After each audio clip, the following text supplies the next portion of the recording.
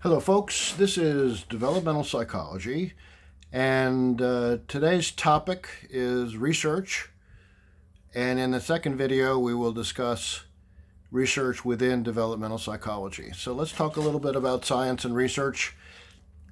I want you to understand something that's very clear, and that is we do not emphasize science and math as much as we did in earlier decades. After Sputnik was launched by the Russians, we made haste in our country with promoting and funding and making popular science in all its forms.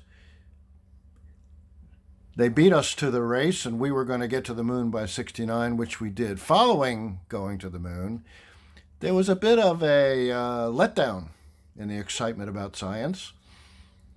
And I think that in parts of the country now we have a veritable war against it. I'm not quite sure what that's about.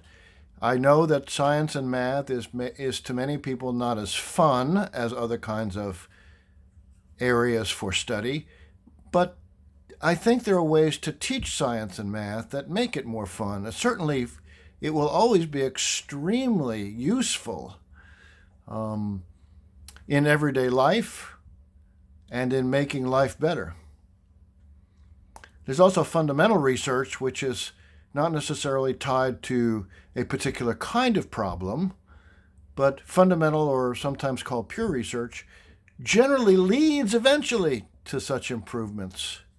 One of the things that's happening right now is the first picture that we have now that establishes without question, as if there was one, that black holes exist. We have a picture of light from stars that are orbiting rapidly around, soon to be devoured by a black hole. And we have a recent set of results from the LIGO experiments, for which Kip Thorne and others received the Nobel Prize, which shows us that space-time is indeed warped, and that the signals of catastrophic space-time warp is transmitted unimpeded across the galaxies, across all of space and time, that we have now measured. And that's kind of cool. I think the first reading was two black holes circling each other and then becoming one. And it was, in fact, measured. There are two LIGO experimental physics establishments in different parts of the world. Never mind, it's exciting to me. Okay, so the scientific method, you've all heard about this, but I want to go over it a little bit with you. The scientific method is not a body of knowledge. The scientific method is a set of very particular and specific methods for getting at what is more likely to be true and what is less likely to be true. So what we investigate with science are natural phenomena, and as a result of that experimentation and investigation, we of course gain knowledge, lots of it. So what was once thought to be God's anger in a thunderstorm, we now understand the mechanics at a natural level of what a thunderstorm is. We don't ascribe it to a supernatural world. However, I want to add something very clearly to you. Science has no way to investigate the supernatural world because it has nothing to investigate on or with. So whatever someone's own personal supernatural beliefs are well and good. If it serves that person in a good way, that's a great thing. But science can't really comment on such things. Okay? All right. Science is very much different than other ways of investigating the world because it is self-correcting. It has built within it and a central objective of trying to correct itself, of trying to find fault with itself, to find that what it thinks is right is wrong. Now, science builds slowly upon the shoulders of others over a period of time. The LIGO experiments I was getting a bit off target on was that had been going on for 40 years. So you are on the shoulders of other people when you do science. Yes, and so because of this, and because it is a self-correcting, trying to prove itself wrong set of methodologies, it's not quick. It's not you wake up one morning and there it is, I've discovered something brand new. In fact, almost no scientists ever develop a new theory about the way the world works, and we'll talk about what a theory is in a minute.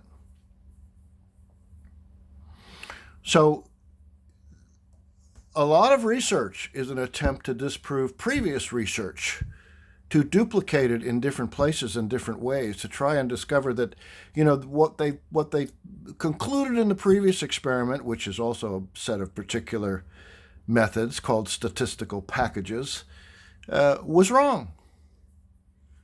When the ideas and hypotheses and then theories hold up to repeated investigation, in some cases thousands and thousands of attempts to disprove it, then they are retained. If it doesn't hold up, then they are either excluded or they are modified, one of the two.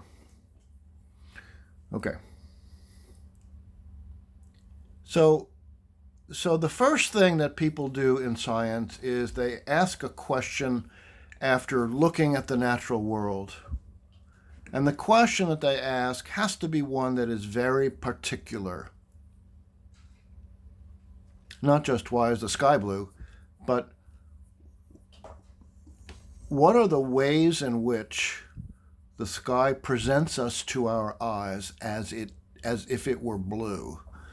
Okay, so the first thing beyond the question about the world that you might have is to discover what's already been done about that. Has there been any research to discuss that, to attempt to explain what you already have decided you'd like to take a stab at? And lo and behold, it usually turns out that there's lots of research on such questions. Many, many, many areas of many, many different sciences. There are hundreds of different kinds of little corners of science in which research is conducted.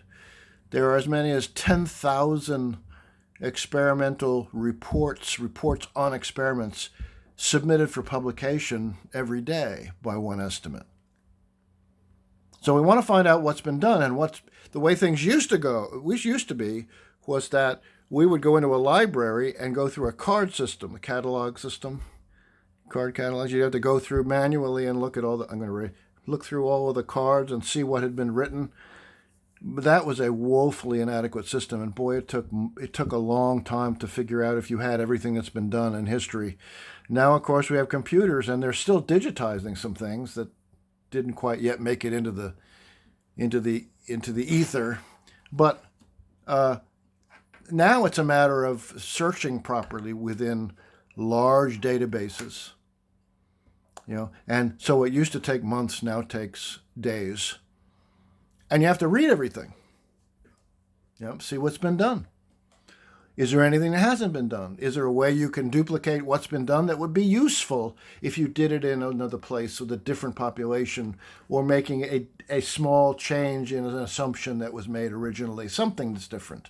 That would help. So what we're talking about is building blocks again, building a base upon which eventually some uber truths might be found. Okay, so most scientists do a lot of the small things that add into our body of knowledge. They add one more block in the foundation of an area of science. Well, once that background research, that archival research is done, then we want to construct a hypothesis. And a hypothesis is a statement or guess about what you think is the relationship between variables. Okay? So, more on that in a minute. As I go through this, I want to just go through the process of the scientific method and then talk to you about the individual parts in more detail. once a hypothesis is constructed, and it has to be a statement that has parts of it that are completely and absolutely clear to everyone that might read them. Then you figure out what kind of experiment you're going to do, and there are lots of different experimental methods and modes of collecting data. So if you were going to graduate school at the master's and or PhD level in most any area of science, you would take courses in experimental design, okay? And in some places, you'd take 2-3 courses in experimental design. It can get fairly intricate. And then you run the experiment. Generally speaking, although not always, that can be the simplest part of it, depending on the kind of methodology that you're using. Then you collect all the data. By the way, data is a plural word. Datum is a singular word. So 2 numbers like 1 and 2 are data. The number 1 is a datum. So you collect data. That's usually done via computer.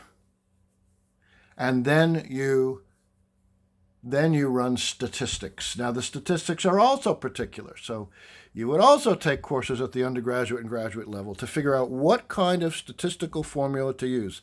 Again, once upon a time, and when I went through a couple of different graduate programs, we would do it all by hand. We would actually calculate things by hand. There were no calculators, and there were no desktop computers, and nothing statistical on the computer that we could use. Nowadays, the computer is your best friend in this regard. You can run using the right statistical tools to chunk and grind and eventually get very quickly the statistical results you want. And then you analyze that and draw conclusions. Is the hypothesis or guess about the relationship between variables that you constructed seemingly true, or is it false, or is it partly true? What is it? Okay? And then you're going to report your results. You're going to write that up. Okay? You're going to write that. And then you're going to, if you're lucky, get that published. So you're going to submit it for publication. And if it's done well and it's written properly, you will perhaps get it published, which is really important for your career and for science. So in the best journals, it's very hard to get published, but if you can get published in any journal that's reputable, what will happen is your peers across the world will read that, and they will try to find fault immediately with what you wrote. Before you even got into the journal, the collection of articles about research projects, there were people who tried to find fault with what you did on the editorial board. Okay? I was a member of the Journal of Sedimentary Petrology technical editing board, and so people would send in the methodology that they used, and my job was to see if I could find any faults with it. And generally, I could find things that were wrong, and sometimes it would have to get kicked back and I'd have to redo some things. That would have been uncomfortable, to say the least, for the author getting that back. At any rate, that's an overview of the scientific method, and now what I want to do is go through the particulars of those stages of doing research. Okay, next video.